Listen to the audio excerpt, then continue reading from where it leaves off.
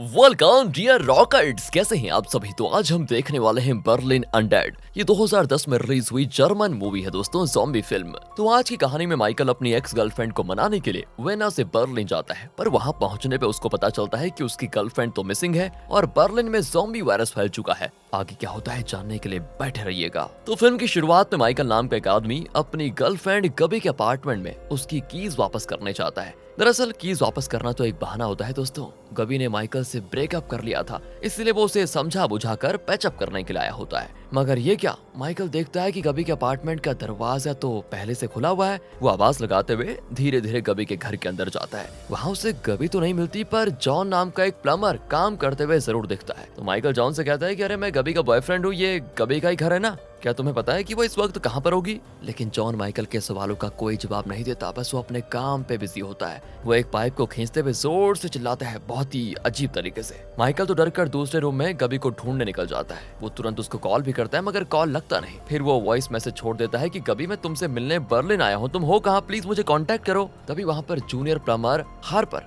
Pipe वगैरह लेकर आता है। तो माइकल उससे भी गबी के बारे में पूछता है, मगर वो भी कुछ जवाब नहीं देता। फिर वो पाइप को अपने बॉस जॉन को देने के लिए चला जाता है, जहाँ से माइकल को अजीब अजीब सी आवाजें आती है। कुछ देर में वो देखता है कि जॉन की आंखें बिल्कुल सफेद हो चुकी है और वो हार्पर पे हमला कर रहा है। माइकल जब उसे टोकता है तो जॉन माइकल के पीछे पड़ जाता है और इस चक्कर में माइकल का फोन अपार्टमेंट के बाहर सीढ़ी पर गिर जाता है। फिर माइकल और हार्पर किसी तरह भागकर वापस अपार्टमेंट के अंदर आ जाते हैं और दरवाजा जल्दी से बंद भी कर देते हैं। माइकल कहता है कि यार ये हो क्या गया, इसको पुलिस को कॉल करना पड़ेगा हमें, यहाँ लैंडलाइन वगैरह है क्या कोई। तभी इन्हें बाहर से कुछ अजीब सी आवाज आती है, बहुत ही डरावनी। खिड़की से जब ये नीचे देखते हैं तो इन्हें दिखता है एक पुलिस वाला एक आदमी के पीछे पड़ा हुआ है। तो माइकल आवाज देकर पुलिस वाले से मदद मांगता है, तो वो पुलिस वाला तो ऐसे घुर्राते हुए ऊपर देखता है जैसे कि अभी खाने वाला हो। उसकी आंखें भी सफेद होती है और उसके मुंह पे खून लगा होता है, यानी कि साफ है वो भी ज़ॉम्बी बन चुका है। देखते देखते वहाँ पर ढेरों ज़ॉम्बीज आ जाते हैं और नॉर्मल लोगों के पीछे पड़ जाते हैं। तभी ज़ॉम्बीज सेमरा नाम की लड़की के गर्दन पर बाइट कर लेते हैं, जिससे कुछ ही देर में वो भी ज़ॉम्बी में बदल जाती है।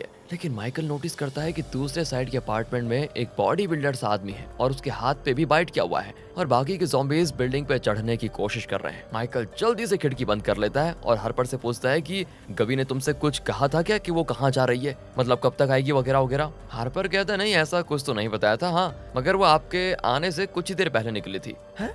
माइकल पूछता है क्या उसने जैकेट पहन रखा था। तो हार्पर कहता है नहीं जैकेट तो नहीं था, पता नहीं क्या था, मुझे ध्यान नहीं है। और तब माइकल को लगता है कि इसका मतलब है कि गबी कहीं दूर नहीं गई होगी, वो इसी बिल्डिंग में कहीं पर पक्का होगी। हो सकता है वो छत पे गई हो। माइकल का फोन रिंग करने लग जाता है तभी, जो कि बाहर सीढ़ियों पे गिरा होता है और माइकल को लगता है कि पक्का मुझे गबी कॉल कर रही होगी। तो वो बाहर जाने लग जाता है, लेकिन तभी हार्पर उसे याद दिलाता है कि पागल मत बनो, बाहर वो जॉन हमारे खातिरदारी के लिए इंतजार कर रहा होगा, हम इस रूम से बाहर नहीं जा सकते बस। और माइकल को भी उसकी बात सही लगती है और वो उसी रूम में बैठ जाता है। तभी इनकी नजर यहाँ टीवी पर पड़ती है। वो उसे ऑन करके देखते हैं तो एक न्यूज रिपोर्टर कह रहा होता है बर्लिन में ज़ॉम्बी वायरस फैल चुका है, जिसकी वजह से सरकार ने लॉकडाउन घोषित कर दिया है, यानी कि सभी को अपने घरों में रहना होगा। किसी फैमिली या फ्रेंड को ढूंढने के लिए भी अपने घर से बाहर निकलना नहीं है। आपको इस मुश्किल घड़ी में एक दूसरे की मदद तो करनी है, मगर अपनी जान को रिस्क में नहीं डालना है। जल्दी अथॉरिटी आपकी मदद करने की कोशिश करेगी, तब तक बैठे रहिए घर में। इसी रूम में रहते हुए माइकल को दिन से रात हो जाती है और उसे गबी का कोई पता नहीं चलता। माइकल को उस रूम में एक रैबिट मिलता है, जिससे माइकल प्यार करने लग जाता है और उसका नाम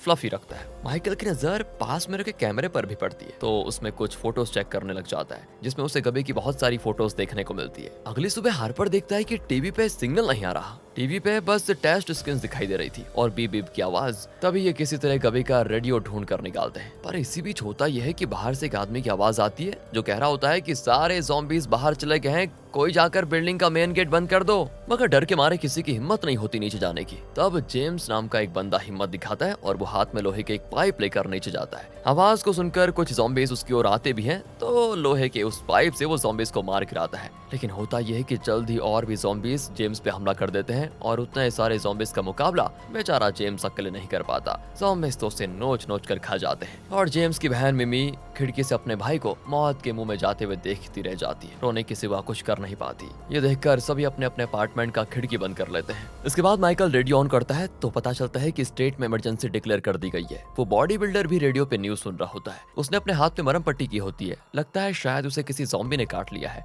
एक दिन हो जाते हैं मगर अभी भी वो बॉडी बिल्डर ज़ॉम्बी में नहीं बदला होता। न्यूज वाले तो बता रहे होते हैं कि किसी भी ज़ॉम्बी के बाइट करने से ज़ॉम्बी वायरस दूसरी बॉडी में एंटर तो कर जाता है, मगर वो इंसान तब तक ज़ॉम्बी नहीं बनता जब तक उसकी बॉडी एड्रेनलिन रिलीज नहीं करती। और एड्रेनलिन तभी रिलीज होता है जब स्ट्रॉन्ग इमोशनल स्ट्रेस होता है, यानी कि गुस्सा वगैरह। इसलिए अगर किसी को ज़ॉम्बी ने बाइट कर लिया तो उसे खुद को बिल्कुल शांत रखना होगा। अगर पॉसिबल हो तो सेडेटिव पिल्स लेते रहिए ताकि गुस्सा ना आए, और खुद को दूसरे लोगों से अलग कर लेना होगा, यानी एक तरह से उन्हें क्वारंटाइन में रहना होगा। जल्दी आर्मी नॉर्मल लोगों को पानी के रास्ते सेफ जगह पर जाने की कोशिश करेगी। तब तक के लिए सेफ रहिए जहां पर भी हैं आप। अपनी खिड़की और दरवाजों पर बैरिकेड लगा दे। तभी माइकल नोटिस करता है कि ये सेम न्यूज बार बार रिपीट हो रही है। ऐसा लग रहा है जैसे रेडियो स्टेशन पे कोई है ही नहीं, किसी ने न्यूज को रिकॉर्ड करके लूप पे लगा दिया है, यानी कि लेटेस्ट न्यूज तो मिलने से रही। इसके बाद माइकल देखता है कि हार्पर कुछ फॉक्स को आराम से हथियार बनाने की कोशिश कर रहा है। तो माइकल तो गुस्सा हो जाता है कि अरे तुम गबी के फॉक्स को बर्बाद कर रहे हो, वो आएगी तो गुस्सा हो जाएगी। हार्पर कहता है कि तुम्हें लगता है वो वापस आएगी भी? अभी हमें अपनी जान बचाने के बारे में सोचना चाहिए, ना कि फॉक्स के बारे में। तभी माइकल कहता है कि चलो ना यार, मेरा फोन सीढ़ी पे गिरा हुआ है, उसको लेने में मेरी मदद करो जरा। हार्पर भी अपना जुगाड़ू सा एक गुलेल बनाता है और फिर माइकल के साथ अपार्टमेंट के बाहर निकलता है, जहाँ पर वो निशाना साध कर खड़ा होता है। पर तभी फोन रिंग होने लग जाता है और उसकी आवाज को सुनकर बहुत सारे ज़ॉम्बीज सीधे उनकी ओर आने लग जाते हैं। हार्पर गुलेल से हमला करता है, मगर उसका जुगाड़ू गुलेल भी टूट जाता है और तब माइकल जल्दी से अपना फोन उठाकर अपार्टमेंट के अंदर भागता है। मगर जब वो दरवाजा बंद करने की कोशिश करता है तो दरवाजा बंद ही नहीं होता, क्योंकि सारे ज़ॉम्बीज अंदर घुसने की कोशिश कर रहे होते हैं। इसलिए ये दोनों जल्दी से भागकर बेडरूम में छिप जाते हैं और दरवाजा बंद कर लेते हैं। दरवाजे पे वो अलमारी भी रख देते हैं ताकि ज़ॉम्बीज अंदर न घुस पाए। इसके बाद माइकल फोन रिसीव करता है। दरअसल माइकल के फ्रेंड जॉर्ज ने उसे कॉल किया था। जब उसे पता चला कि माइकल बर्लिन में है तो जॉर्ज उसे किसी तरह वापस वेना आ जाने के लिए कहता है, क्योंकि उसने भी न्यूज में ये सुना था कि बर्लिन में ज़ॉम्बी वायरस फैल चुका है। पर क्या करें, कॉल तो इसने उठाया नहीं, मतलब फोन नीचे गिर गया था, कहां से उठाता। इसके बाद हार्पर माइकल के फोन से अपनी मॉम को कॉल करता है, पर फोन नहीं लगता। तब वो वॉइस मैसेज सेंड कर देता है। तभी माइकल को बोर्ड की आवाज आती है। हार्पर बताता है कि पास ही में हार्बर है, वहीं से ये आवाज आ रही होगी। अब 1-2 दिन हो चुके हैं और इन दोनों ने कुछ नहीं खाया। कभी के घर पे खाने का सामान भी नहीं होता, क्योंकि वो हाल ही में यहाँ शिफ्ट हुई थी। इसलिए माइकल और हार्पर मदद की तलाश में खिड़की से बाहर देखते रहते हैं कि कोई आएगा तो उससे कहेंगे कुछ। वहाँ दिखाते हैं तो कैन नाम का एक आदमी कहता है, मेरी वाइफ को ज़ॉम्बी ने बाइट कर लिया था, उसे सेडेटिव पिल्स देना होगा, मगर मेरे पास वो है नहीं। तो गबी के बगल वाले अपार्टमेंट में एक ओल्ड लेडी रहती है जिसकी दवाइयाँ चलती रहती है, उसके पास सेडेटिव पिल्स होंगे, ये इनको लग जाता है। तो कैन माइकल और हार्पर से मदद मांगता है, मगर दरवाजा खोलते ही ज़ॉम्बीज इन पर टूट पड़ते हैं, इसलिए वो मदद नहीं कर सकते। मगर रात भर भूखे रहने के बाद इनका हाल बेहाल हो जाता है। अब अगली सुबह ऊपर से माइकल को बॉडी बिल्डर की लाश दिख जाती है। उसने अपने घर पे ही रस्सी से लटक कर खुद की जान ले ली थी। माइकल अपना दिमाग दौड़ाता है और कुछ भारी चीज को रस्सी से बांधकर फिजिक्स का यूज करते हुए दीवार को तोड़कर उसमें होल बनाने की कोशिश में जुट जाता है। तो इस दौरान हार्पर भी माइकल की कैमरा से फोटो क्लिक करता है और कैमरा को अपने पास रख लेता है। जल्द ही ये दोनों दीवार तोड़ने की कोशिश करते हैं। इससे बहुत तेज शोर भी होता है। बस ज़ॉम्बी एक्टिवेट हो जाते हैं, वो सारे माइकल की ओर आ जाते हैं। माइकल और हार्पर जल्दी जल्दी करके किसी तरह दीवार में होल कर देते हैं और उस पार चले जाते हैं। मगर अब तक गबी के घर तक ज़ॉम्बीज दरवाजा वगैरह तोड़कर घुस चुके होते हैं। फिर माइकल दीवार के उस होल में लकड़ी का मजबूत टेबल लगा देता है ताकि ज़ॉम्बीज दीवार के इस पार ना आ पाए। इसके बाद इन्हें वो ओल्ड लेडी दिखती है, उसे भी ज़ॉम्बी ने काट लिया था, इसलिए वो भी अजीब अजीब हरकतें कर जाती है, जिससे डरकर माइकल और हार्पर इधर उधर भागते रहते हैं। माइकल उस ओल्ड लेडी की दवाइयां वाले ड्रॉर चेक करता है, मगर उसे वो पिल्स नहीं मिलते। वहीं बाकी के ज़ॉम्बीज होल से होते हुए किसी तरह ओल्ड लेडी के घर में घुसने में कामयाब हो जाते हैं। जान बचाने के लिए ये लोग इधर उधर छिप जाते हैं। माइकल तो एटिक में चला जाता है दोस्तों। ओह,